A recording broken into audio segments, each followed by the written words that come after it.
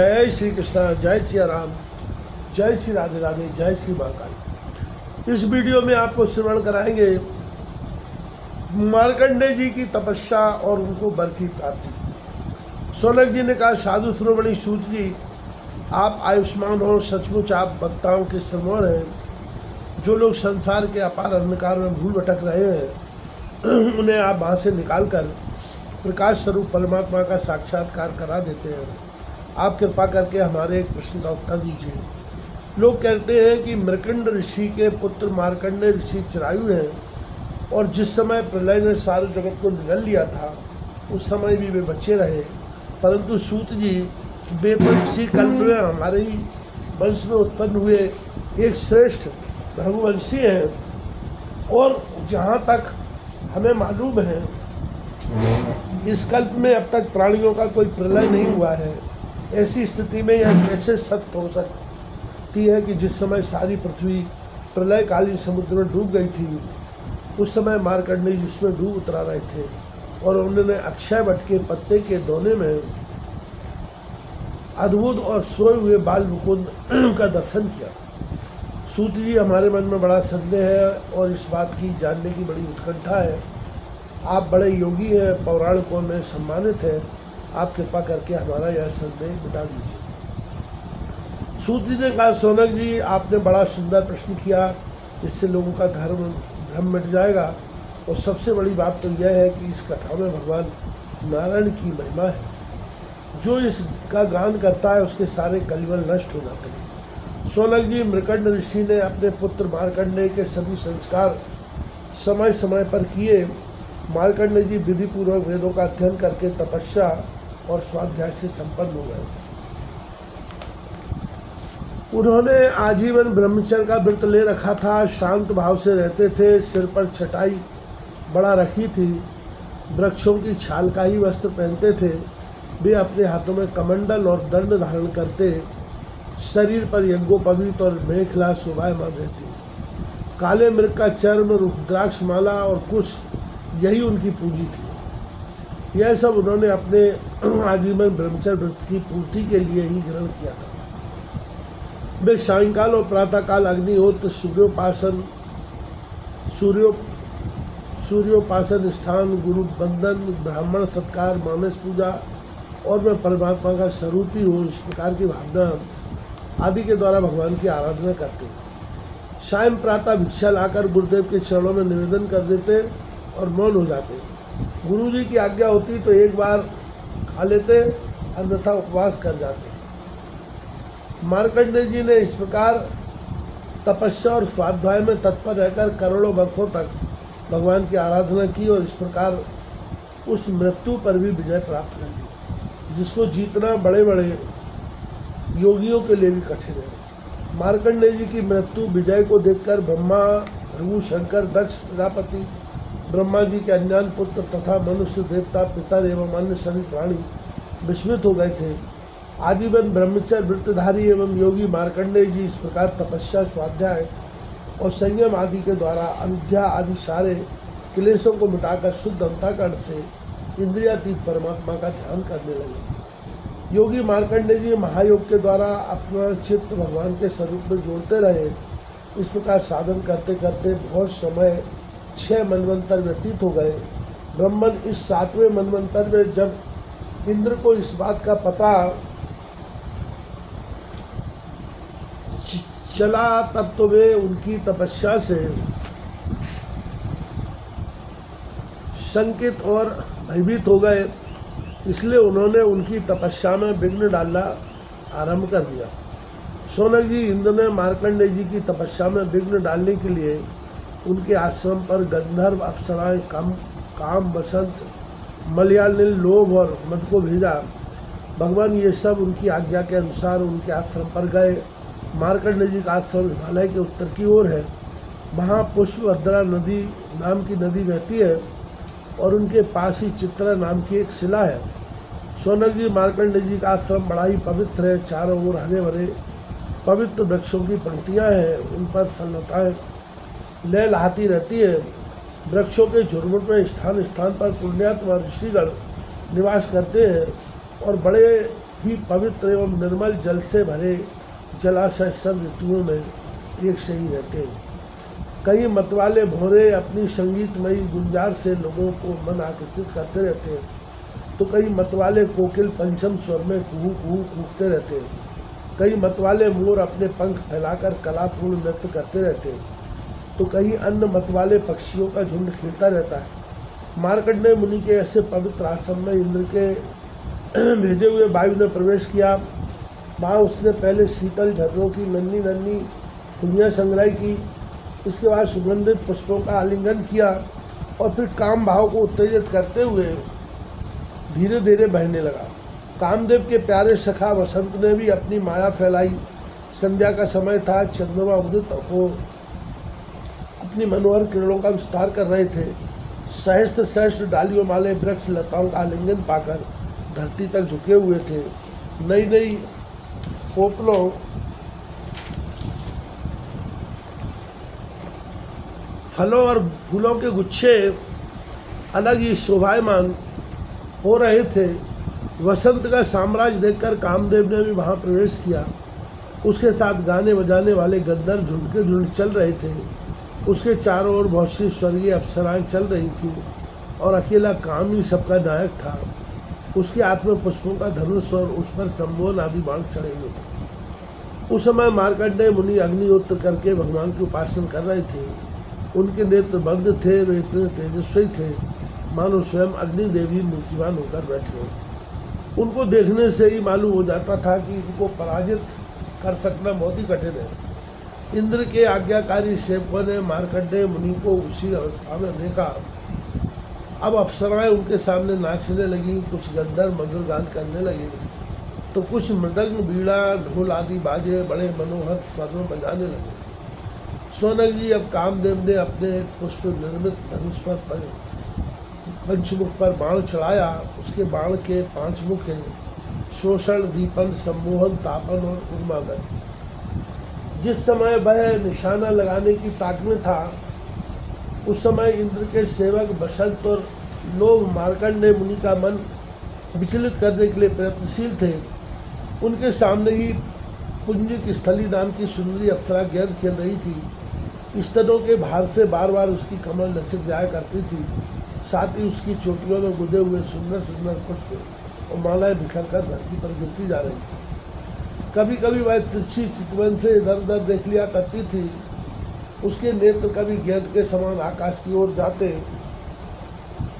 कभी धरती की ओर और कभी हथेलियों की ओर। बड़े बड़े हाव भाव के साथ गेंद की ओर दौड़ती थी। उसी समय उसकी करदनी टूट गई और वायु ने उसकी झीनी सी साड़ी को शरीर से अलग कर दिया।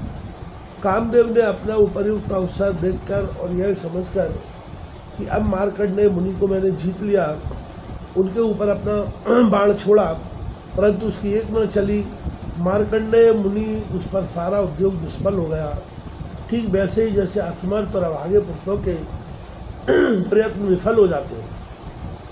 सोनक जी, मार्कंडेय मुनि अपरिमित तेजस्वी थे। काम, बसंत आदि आए तो थे इसलिए कि उन्हें तपस्या से भ्रष्ट कर दें, परंतु अब उनके तेज से जलने लगे और ठीक उसी प्रकार भाग गए जैसे छोटे छोटे बच्चे सोते हुए सांप को जगाकर भाग जाते हैं। सोनक जी, इंद्र के सेवकों ने इस प्रकार मार्कंडेय जी को पराजित करना चाहा, परंतु वे रत्ती भर भी विचलित न हुए।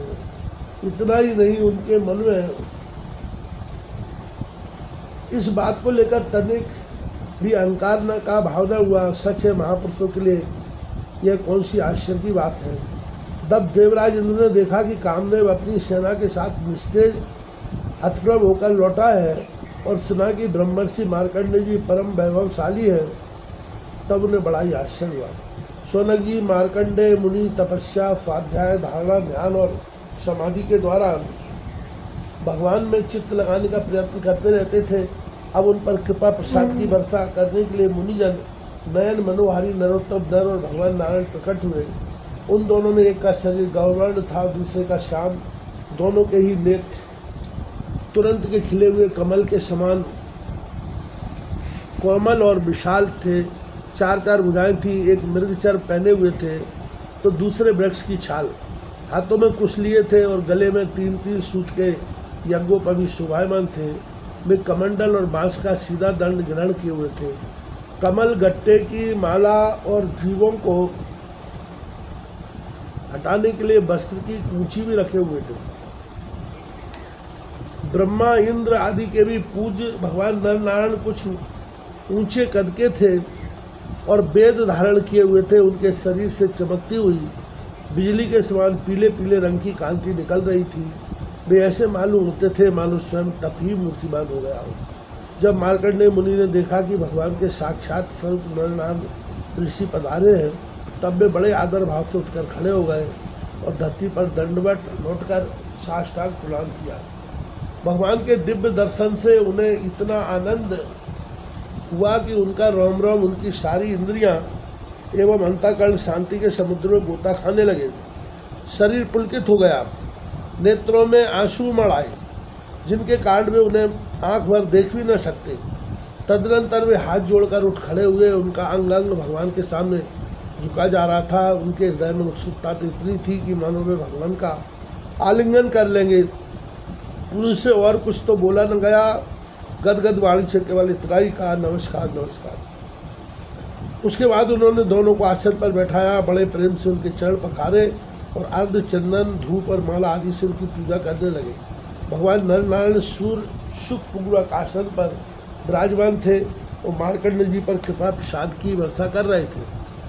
पूजा के अनंतर मार्कंडेय मुनि ने उन सर्वश्रेष्ठ मुनि वेशधारी नर नारायण के चरणों में प्रणाम किया और यह स्तुति की।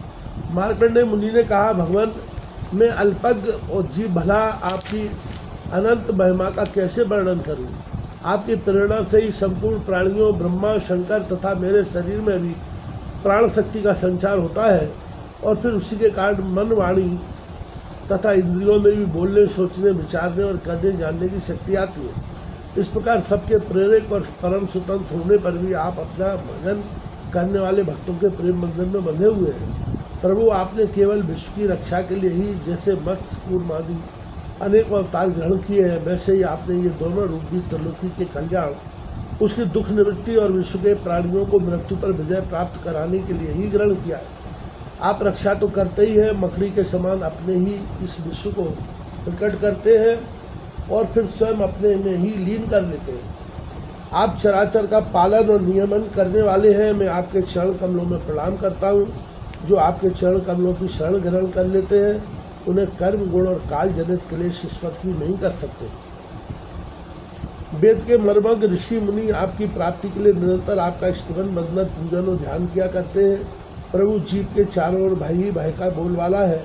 औरों की तो बात ही क्या है, आपके काल रूप से स्वयं ब्रह्मा भी अत्यंत भयभीत रहते हैं, क्योंकि उनकी आयु भी सीमित, केवल 2 प्रहार उनकी है।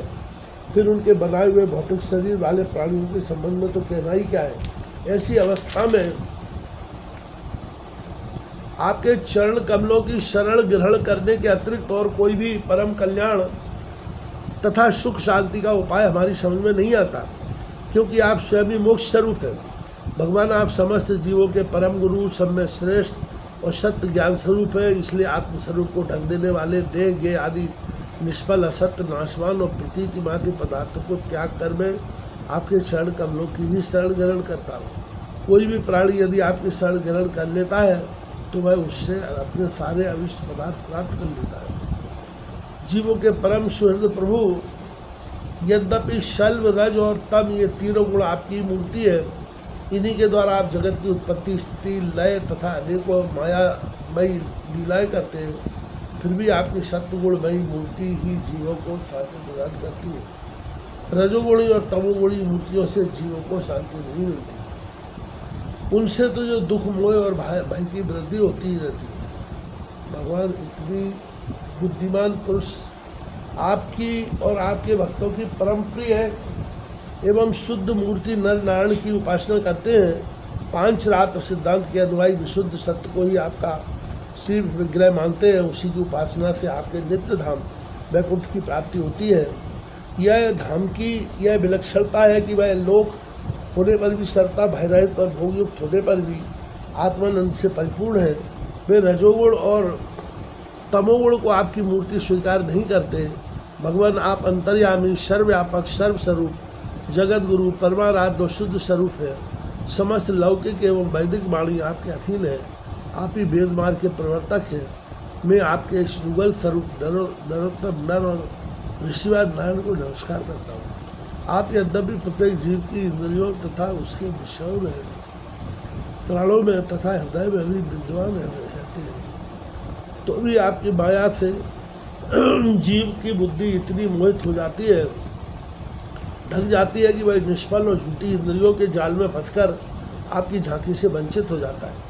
किंतु सारे जगत के गुरु तो आप ही हैं, इसलिए पहले अज्ञानी होने पर भी जब आपकी कृपा से उसे आपके ज्ञान भंडार वेदों की प्राप्ति होती है, तब वह आपके साक्षात दर्शन कर लेता है।